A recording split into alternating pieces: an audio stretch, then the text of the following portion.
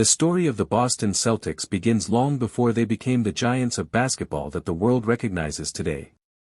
It starts in 1946, when professional basketball in America was still young, uncertain, and finding its identity. The Celtics were founded by Walter F. Brown, a visionary who loved sports and believed that Boston, a city known for its deep passion for competition, deserved a basketball team that could inspire pride. He had no idea at the time that he was planting the seeds of what would one day become one of the most successful franchises in the history of sports. When the Celtics entered the Basketball Association of America, later merging into what would become the NBA, they struggled in their early years. The team lacked direction, a strong roster, and the chemistry needed to compete at the top level. But Brown's commitment never wavered. His persistence laid the foundation for everything that would follow. In 1950, the Celtics made a bold decision that would change the course of basketball history. They drafted Chuck Cooper, the first African-American player ever selected in the NBA draft.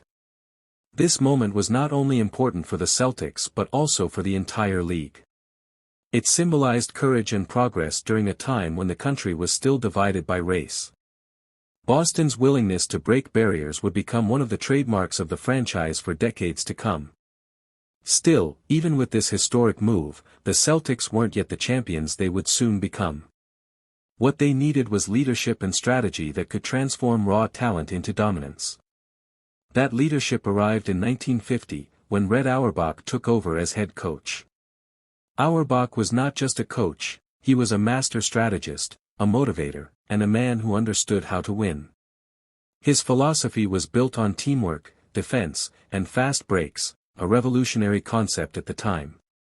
While many teams focused on individual stars, Auerbach believed the Celtics would thrive through unity and relentless hustle. Under his leadership, Boston began to find its rhythm. He drafted smartly, built around versatile players, and emphasized chemistry over ego. Then, in 1956, came the turning point that would forever change the NBA. The Celtics acquired Bill Russell, a defensive genius from the University of San Francisco. With Russell anchoring the defense and dominating rebounds, the Celtics suddenly transformed into an unstoppable force. The Russell era was unlike anything basketball had seen before. With Auerbach on the sidelines and Russell controlling the paint, Boston created a dynasty that defined excellence. Between 1957 and 1969, the Celtics won 11 NBA championships in 13 years, including an unprecedented 8 in a row. Russell's leadership was quiet but commanding. He led by example, letting his defense, unselfishness, and will to win inspire everyone around him. The Celtics became more than a team, they were a symbol of teamwork, discipline, and excellence. The end of the 1990s was a period of searching and waiting for the Boston Celtics. A proud franchise that once defined excellence now struggled to find its footing in a league that had changed dramatically. The roar of the Boston Garden had quieted, and for many fans, the memories of Russell, Bird, and Havlicek felt like distant echoes. The Celtics had moved into a new home, the Fleet Center, later known as TD Garden, but what they longed for was not just a new arena, it was a return to greatness. The city of Boston, known for its loyalty and love for its teams, stood by the Celtics through every loss, believing that one day, their team would rise again. The early 2000s brought flickers of hope.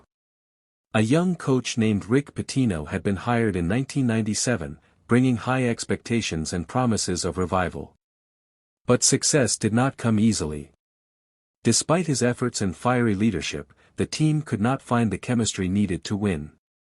Pitino's frustration grew, and his famous remark, "Larry Bird is not walking through that door," captured the frustration of an entire fanbase.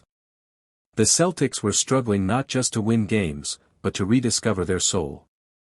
When Pitino departed, it became clear that rebuilding would require patience, vision, and a bit of luck. That luck came in the form of a player named Paul Pierce. Drafted in 1998, Pierce quickly became the heart and soul of the Celtics. Nicknamed "The Truth" by Shaquille O'Neal, Pierce embodied everything Boston fans cherished: toughness, resilience, and loyalty. He wasn't just a scorer, he was a leader who played with heart and never backed down, no matter the odds. Alongside Antoine Walker, Pierce helped make the Celtics competitive again in the early 2000s. The duo led the team to several playoff appearances, and for the first time in years, Boston fans had a reason to believe again. But while the Celtics had spirit, they lacked the depth and balance needed to contend for a championship. The 2000s became a decade of almosts, close calls and rebuilding seasons that tested the patience of even the most loyal supporters. Still, the culture began to change. The Celtics focused on developing young players, improving their defense, and maintaining their identity as a team that never gave up. When Danny Ainge, a former Celtics champion from the 1980s, became general manager in 2003, he brought with him a vision of long-term success. Ainge was fearless in making big moves, unafraid to trade popular players if it meant building a contender. His first few years were turbulent, but he stayed committed to his plan. The Celtics endured losing seasons, but Ainge knew that to build something great, patience was necessary. The turning point came in 2007, a year that would forever change the franchise's trajectory. After years of frustration, Ainge made two bold trades that shocked the basketball world. First, he acquired sharpshooter Ray Allen from the Seattle Supersonics. Then, in a blockbuster deal, he brought. As the new decade unfolded, the Boston Celtics stood once again among the NBA's most formidable teams. The foundation built over decades of triumphs and struggles was bearing fruit in the form of a roster that combined youth, intelligence, and hunger.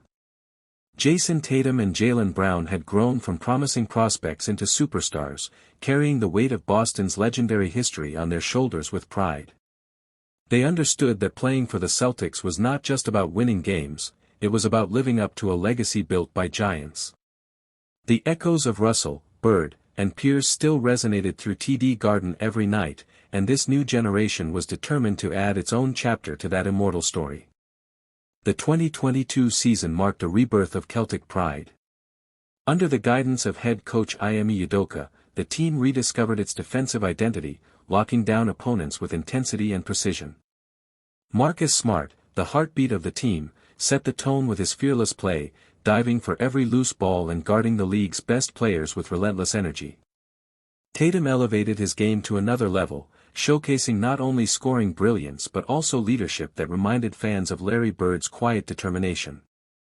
Jaylen Brown complemented him perfectly, his combination of athleticism and strength making him one of the most dynamic two-way players in the NBA. Boston's run to the 2022 NBA Finals felt like destiny. The team overcame adversity, defeating the Brooklyn Nets, Milwaukee Bucks, and Miami Heat in a grueling playoff stretch that tested every ounce of their willpower. Each series demanded resilience, and the Celtics delivered. When they reached the finals, the city of Boston erupted with pride. The banners hanging in TD Garden seemed to whisper encouragement, reminding everyone that this was where legends were made. Though the Celtics fell short against the Golden State Warriors, losing in 6 games, their performance reignited hope. For the first time in years, fans believed that banner number 18 was within reach. The loss did not break the Celtics, it forged them. Tatum and Brown took the defeat personally, using it as motivation to grow stronger. The front office worked to refine the roster, adding key pieces to balance defense and scoring. The 2022-2023 season brought new challenges, including changes in coaching and rotation adjustments, but the Celtics remained among the top teams in the league. Joe Mazzulla, who stepped in as head coach, continued the defensive-first philosophy that defined Boston basketball. Under his leadership, the Celtics maintained their identity, smart, tough, and unselfish. Throughout this period, the chemistry between Tatum and Brown evolved. Once young talents finding their way, they had matured into leaders capable of guiding the franchise forward. Critics often debated whether the two stars could coexist, but Boston fans knew their bond ran deeper than statistics, they represented the next great.